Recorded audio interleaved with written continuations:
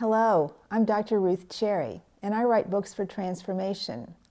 Over my more than 6 decades living and 4 decades practicing psychotherapy, I've noticed that most folks close down on their aliveness. This happens incrementally over years with disappointments, abuse, loss of support, and periods of feeling overwhelmed. Hurt seems too big when we feel small. We don't know what else to do. We can't influence others to change, so we change in the only way we can. We diminish ourselves in hopes of diminishing our pain. Later we find intellectual words to rationalize our choice, but initially we're just using our best childhood judgment. Cutting off our explosive joy, or our unlimited hope, or our righteous anger reduces friction with our caretakers. We have intuitively tapped into their disjointed psychodynamics. In their young lives, they closed off their aliveness. They don't know it, but they teach us to be less alive in the way they chose to be less alive. In order to get along with them, we follow their lead.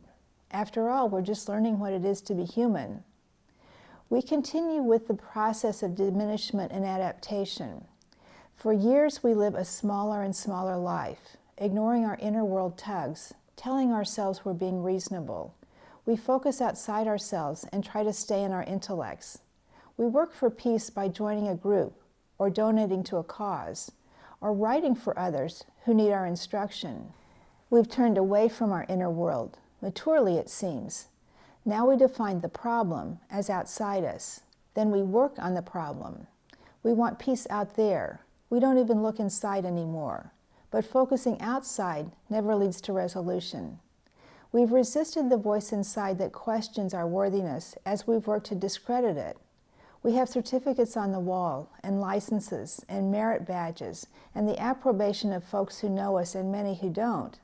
So why doesn't that voice soften?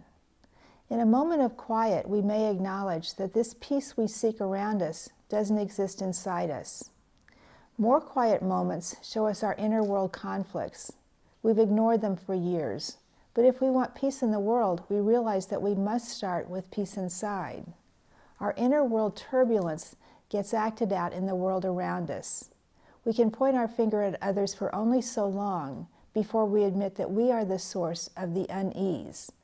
It's responsibility of the highest order to say, my outer world reflects my inner world. I will clean up my inner world as my contribution to peace in the outer world. We yearn for the warmth and forgiveness and acceptance of someone who says, I don't care what you've done, I'll always love you. That someone lives inside us.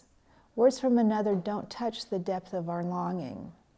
Sitting in silence with the unconditional acceptance which already lives in us transforms our experience.